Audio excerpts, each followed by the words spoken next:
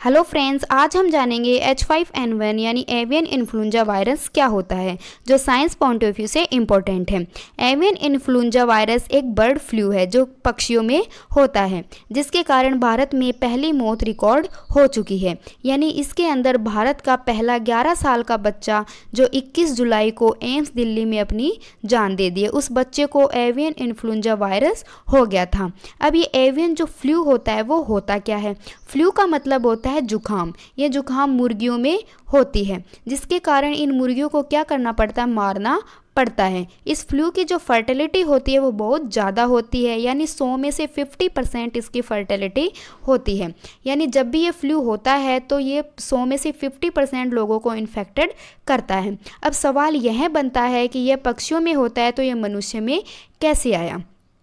जब भी कोई इंसान अगर मुर्गियों का मांस खाता है तो अगर वो मांस अध कच्चा खा ले, यानी जो मांस कम पका हुआ होता है उस मांस को खा लेता है, तो ये मनुष्य को जो है फ्लू हो जाता है। यानी अध कच्चे मांस को खाने से ये फ्लू उसमें एंटर कर जाता है, उसको ये फ्लू हो जाता है। मांस को अगर पका के खाएंगे तो ये कोई इन्फेक्टेड नहीं करेगा, लेकिन मुर्गियों का अगर मांस को अध कच्चा मांस को खाने से ये फ्लू इन्फेक्टेड करता है।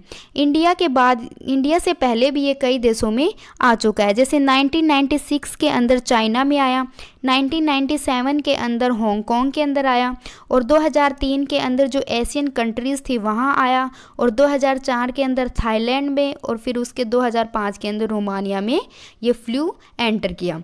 अब हम देखेंगे इन्फ्लुएंजा जो वायरस उसके टाइप्स। इन्फ्लुएंजा वायरस के 4 टाइप होते हैं: influenza A, influenza B, influenza C और इन्फ्लुएंजा डी। इसमें जो ये H1 और N1 होता है, यह वायरस की सतह पर उपस्थित प्रोटीन होते हैं, जिसमें H1 जो होता है वो हीमोग्लूटिनिन प्रोटीन होता है, और N1 जो होता है वो न्यूरोएमाइनिडेज जो प्रोटीन वो होता है। HA के ऊपर जो 18 जो होते हैं वो सब टाइप्स होते हैं, और NA पे क्या होते हैं? 11 सब टाइप्स होते हैं। अब हम देखेंगे H10 और N3 जो होता है उस फ्लू की वजह से, यानी उस इन्फ्लुएंजा वायरस की वजह से चाइना में पहली मौत रिकॉर्ड हुई। H10N3 वायरस की वजह से क्या हुई? चाइना में पहली मौत रिकॉर्ड हुई, और H5N1 के कारण भारत में पहली मौत रिकॉर्ड हुई। इन्फ्लुएंजा H5 के जो हैं वो क्या सब टाइप्स हैं, यानी H5 वायरस के सब टाइप्स कौन कौन से हो गए? H5N1, H5N2, H5N3, H5N1, H5N5, H5N6, H5N7, H5N10, H5N9। ये क्या है? H5 के जितने भी सब टाइप्स हैं वो हैं। अब हम देखेंगे डिफरेंट टाइप्स ऑफ फ्लू, यानी जो फ्लू के जो डिफरेंट टाइप्स हम देखेंगे, जिसमें क्या हो गया? Influenza B. इन्फ्लुएंजा बी जो होता है वो जो मनुष्य को इन्फेक्टेड करता है, ये एपिडेमिक होता है। इसमें क्या होता है? ये आउटब्रेक होने के बाद आसपास के क्षेत्रों को भी प्रभावित करता है।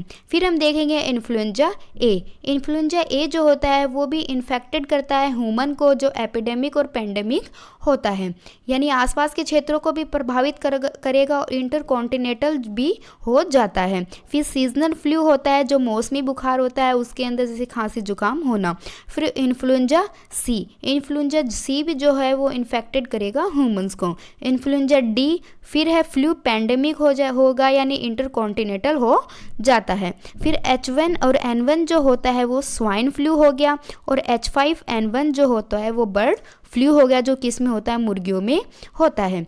अब बर्ड फ्लू के लक्षण क्या है? बर्ड फ्लू के लक्षण ज़्यादातर जो सामान्य फ्लू होता है, यानी खांसी जुकाम होता है, उसके जैसे ही इसके लक्षण होते हैं, यानी खांसी जुकाम हो जाना, बुखार 100 डिग्री से ऊपर हो जाना, गले में खराश होना, मिचली और उल्टियाँ होना, पेट में दर्द होता है, सिर में दर्द होता है, हृदय और जो बदन और मांसपेशियों में जो दर्द होता है वो होगा, डायरिया होगा, सांस लेने में दिक्कत होगी, बेचैनी होगी, और आंखें लाल हो जाना, और नाक से खून आना। यानी बर्ड फ्लू के ज़्यादातर लक्षण जो होते हैं वो सामान्य फ्लू जैसे ही होते हैं। अब हम देखेंगे इसका बचाव कैसे करना चाहिए, उपाय कैसे करने चाहिए। तो इसमें क्या होगा? जो एयर जो मार्केट्स होते हैं उसमें ओपन मार्केट में बचना चाहिए, अवॉइड ओपन एयर मार्केट से बचना चाहिए। और क्या होना चाहिए? जो मुर्गियों का जो मांस भी जो भी खाता है उसको मांस को पकाकर खाना चाहिए, और जिनमें ये फ्लू हुआ है मुर्गियों के अंदर उनसे अवॉइड करना चाहिए। तो फ्रेंड्स आज का टॉपिक था मेरा H5N1 यानी एवियन इन्फ्लुएंजा वायरस के बारे में। अगर ये टॉपिक आपको अच्छा लगा हो तो इसे लाइक शेयर एंड सब्सक्राइब करना। Thank you.